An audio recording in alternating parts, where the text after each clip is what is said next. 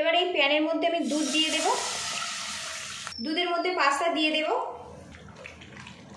নমস্কার বন্ধুরা, অনেকদিন তার রান্নার কেরামতিতে আপনাদের সকলকে স্বাগত জানাচ্ছি। আজকে আমি ফুটন্ত দুধের মধ্যে পাস্তা দিয়ে মুখে লেগে থাকার মতো একটা রেসিপি আপনাদের সাথে শেয়ার করব। তার জন্য এখানে দেখুন কাঁচের বাটির 1 বাটি পরিমাণে পাস্তা নিয়েছি। এখানে আমি পাইপ পাস্তাটা ব্যবহার করেছি, আর এখানে 2 কাপ পরিমাণে লিকুইড দুধ নিয়েছি। অন্যদিকে একটা কড়ার মধ্যে 1 গ্লাস পরিমাণে জল দিয়েছি, আর জলটা দেখুন ফুটতে শুরু করেছে। এর মধ্যে অল্প পরিমাণে লবণ দিয়ে দিলাম। লবণটা জলের সাথে বেশ করে মিশিয়ে নেব।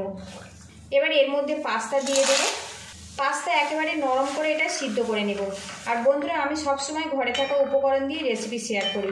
আমার রেসিপিগুলো যদি ভালো লাগে তো প্লিজ বন্ধুরা লাইক, শেয়ার, সাবস্ক্রাইব করে একটু পাশে থাকবেন। আর বন্ধুরা, আমরা বাড়িতে যখন পাস্তা বানাই, পাস্তা যেভাবে সেদ্ধ করি তার থেকে কিন্তু নরম করে এটা সিদ্ধ করে নিতে হবে। এখানে আমি পাইপ পাস্তা ব্যবহার করেছি, আপনারা যে কোনো শেপের পাস্তা কিন্তু ব্যবহার করতে পারেন। পাস্তাটা নরম করে সিদ্ধ করে নিয়েছি। এবার এটা নামিয়ে জলটা আমি বের করে দেব। আবারও প্যানটা গরম করে নিয়েছি, আর এখানে দেখুন সামান্য পরিমাণে বাটার নিয়েছি, প্যানের মধ্যে দিয়ে দেব। এখানে দেখুন কিছুটা ড্রাই ফ্রুট ছোট ছোট করে কুচিয়ে নিয়েছি, এর মধ্যে আমি দিয়ে দেব। বাটারের সাথে ড্রাই ফ্রুটটা একটু ভাজা ভাজা করে নেব, এতে বেশ মুচমুচেভাবে তৈরি হবে। এখানে আমি আমন্ড, কিশমিশ আর কাজু ব্যবহার করেছি। আপনারা যে কোনো ড্রাই ফ্রুট কিন্তু ব্যবহার করতে পারেন। আর সামান্য পরিমাণে বাটার দিয়ে একটু ভাজা করে নিলে এই রেসিপিটা কিন্তু খেতে অনেক বেশি ভালো লাগবে। আর ভাজা করার সময় অবশ্যই কিন্তু গ্যাস লিডটা একদম কমে রাখতে হবে। ড্রাই ফ্রুটগুলো কিন্তু ভেজে নিয়েছি, এবার এটা আমি তুলে নেব। এবার এই প্যানের মধ্যে আমি দুধ দিয়ে দেব। এর মধ্যে একটা এলাচ দিয়ে দিলাম। দুধটা আমি ফুটিয়ে নেব। আর বন্ধুরা, দুধটা আগে থেকে আমি কিন্তু ফুটিয়ে ব্যবহার করছি, সেই জন্য খুব বেশি কিন্তু ফোটাবো না। আপনারা যদি কাঁচা দুধ ব্যবহার করেন সেক্ষেত্রে কিন্তু দুধটা বেশ ভালো করে ফুটিয়ে নিতে হবে। এখানে দেখুন পাস্তাটা কিন্তু বেশ ভালো করে আমি নরম করে সিদ্ধ করে নিয়েছি। এই দেখুন হাত দিলেই একদম কিন্তু বেশ ভালো মতো মিশে যাচ্ছে। এইভাবে কিন্তু সিদ্ধ করে নিতে হবে। দুধের মধ্যে পাস্তা দিয়ে দেব। পাস্তাটা দুধের মধ্যে দিয়ে বেশ কিছুক্ষণ ফুটিয়ে নেব। এবারে এর মধ্যে দিয়ে দেবো স্বাদ মতো মিষ্টি। মিষ্টি আপনারা যতটা পছন্দ করবেন সেই মতো দিয়ে দেবেন। চিনিটা বেশ ভালো করে মিশিয়ে নিয়েছি, আরও কিছুক্ষণ ফুটিয়ে নেব।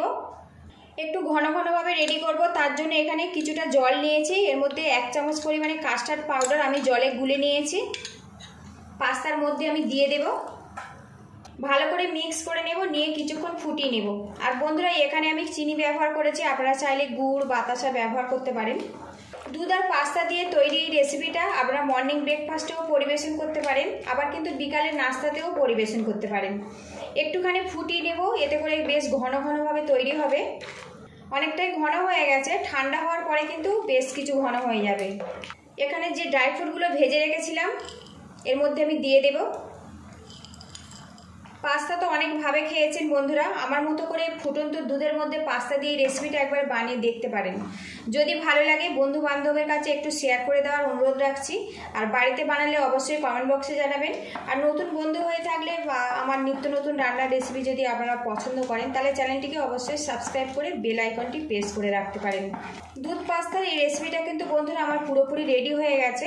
গ্যাস লিডটা আমি বন্ধ করে দিয়েছি। এইরকম ঘনত্বে আমি নামিয়েছি, ঠান্ডা হলে কিন্তু আরও ঘন হয়ে যাবে। এটা কিন্তু বন্ধুরা খুবই টেস্টি, খুবই হেলদি টেস্টি দুধ পাস্তা কিন্তু বন্ধুরা আমার রেডি হয়ে গেছে। আর এই রেসিপিটা কিন্তু অবশ্যই ঠান্ডা ঠান্ডা পরিবেশন করবেন, এতে খেতে কিন্তু অনেক বেশি ভালো লাগবে।